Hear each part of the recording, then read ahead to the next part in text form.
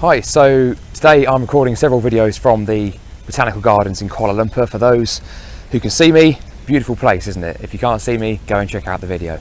Now, today I've just come for a really long walk. I'm going to try and hit at least 10 miles this morning because my legs are tired. I don't want to do any more uphill walking. Listening to the body, just come out, shoot some videos for you guys and soak up the sun. And coming here in itself was a bit of an uncommon choice.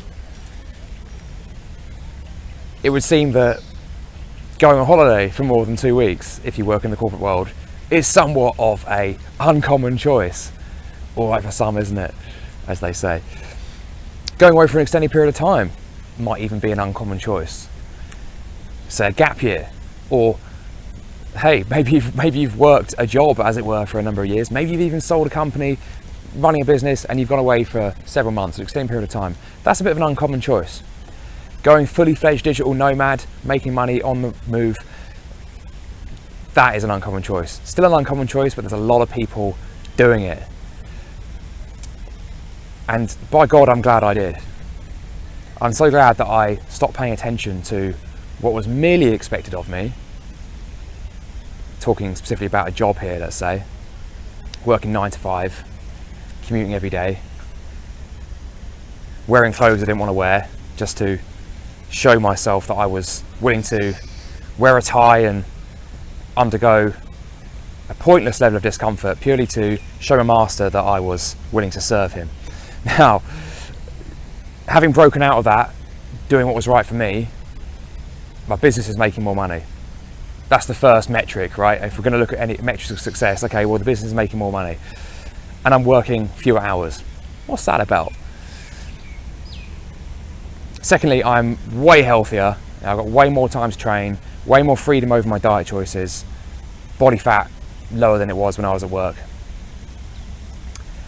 And of course, mindset wise, I'm a lot happier. Not only am I more happy and fulfilled, but actually I feel like I do my best work, because our greatest gift to others is, of course, our own best self. So that's the project in progress right now, what I'm working on. That's hence why I'm recording videos and why I am soon going to be publishing very many of them. As I travel though, and I encounter many more amazing people, time and time again I'm faced with the question, wine or beer?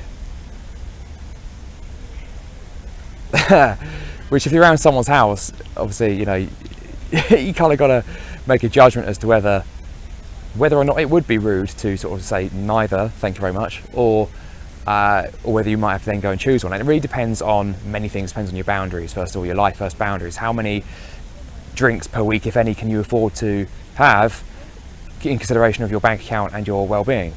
I figured out over time that the rule I need to abide by is a 95% rule.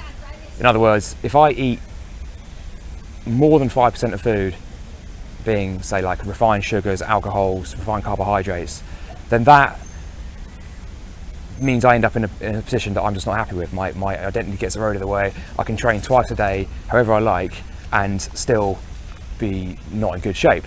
So I know that, you know, that the easiest way is just to simply not eat that stuff most of the time.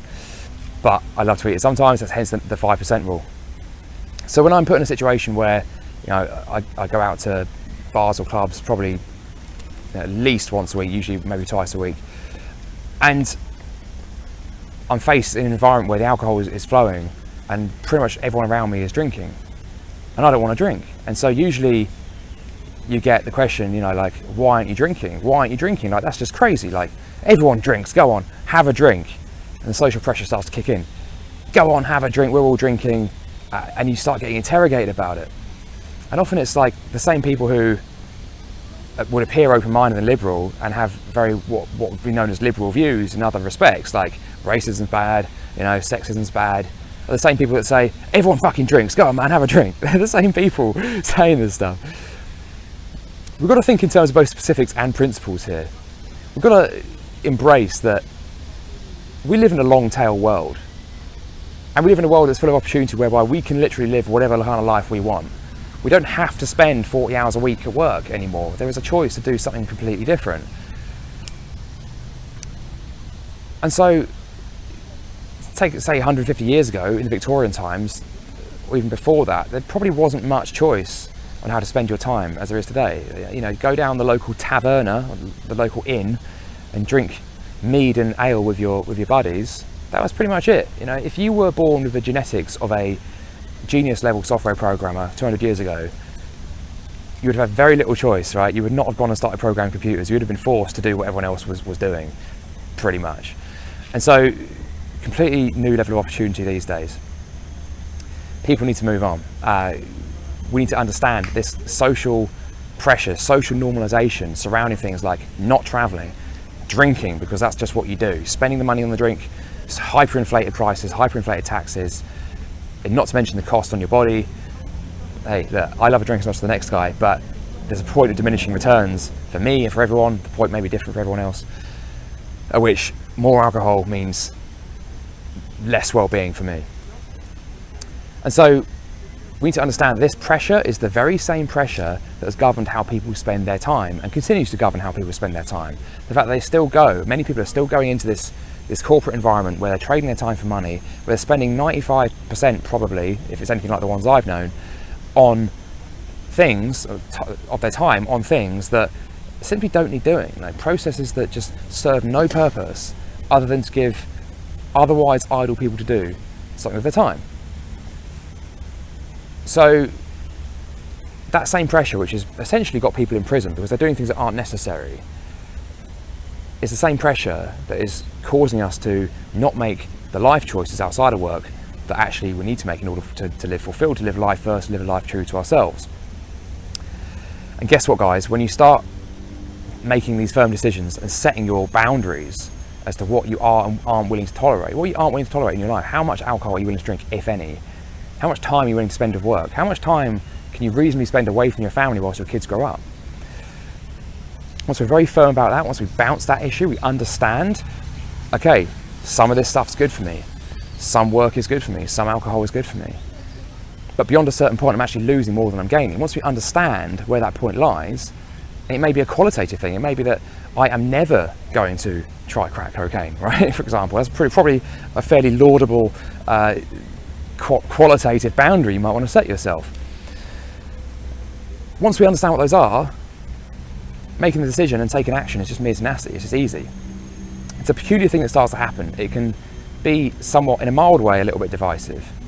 Some people will really question, other people will actually come to you in private and say, I'm really inspired by the way you did that. I'm really inspired by the way you actually came out that time and chose not to drink and still had a great time anyway. Maybe I'll start doing that. Maybe I'll start thinking about that. And what you might notice is that people around you start trying things. They start, oh, maybe I'll give up coffee for a week. Maybe I'll cut out coffee completely. I'm certainly not going to do that. I love coffee, but this is what I'm talking about, like personal choices. And so hopefully that's just shone a bit of a light on this effect and helped you understand the magnitude of the cost of this, the cost of social normalization in this sense, the cost of, so obviously how that's affected not only our work patterns, but in an equally impactful way, how it's impacted our choices outside of work and the behaviors we use to basically engineer our external circumstances and give us a good fulfilled life, right? So call to action is twofold. Again, think about specifics and principles. What is something that you really want to do that's a bit of an uncommon choice? I've reeled off a few examples here. It could be something related to your use of time and making money. It could be something related to your health. You know, do you want to go to the gym 14 times a week like I do? Or at least exercise that many times a week like I do? It's a bit extreme for some people, but for me, I love it and it works. And sometimes I get to walk around places like this and record videos and listen to books and podcasts at the same time, get smarter whilst getting leaner. I love that, right? So maybe it's a health related thing, or maybe it's a mindset related thing. Maybe you still feel a bit awkward about meditating on the train. Who gives a crap, right? The pursuit of training the mind is a very laudable pursuit. It's a very noble pursuit. What's wrong with doing it on the train? Hey, if people wonder what you're up to, what's wrong with that? Maybe you're inciting some curiosity. So firstly, think about the specific things that you really want to do, but that maybe you feel resistance against doing because of social normalization. Think about starting to blaze a trail in that specific pursuit, whatever that thing may be. And of course, the second call to action in terms of principles, start being an example. Start being an example of someone who lives in a long tail world with an ever increasing number of pursuits. Start showing other people that it's possible to rediscover yourself, find yourself in an ever greater level of detail, due to all the magnitude of things there are to do out there right now. Okay, so as you do this, you're becoming a linchpin, you're becoming a cog to help other people start doing the same thing. It's what we need to do. We don't need any more people spending their time and their money in really awkward, inefficient ways. I want everyone else to feel good about themselves, to live life first and to live life true to themselves. I hope you can help us all do that. So that's all from me. Hope that was useful. I shall chat to you next time.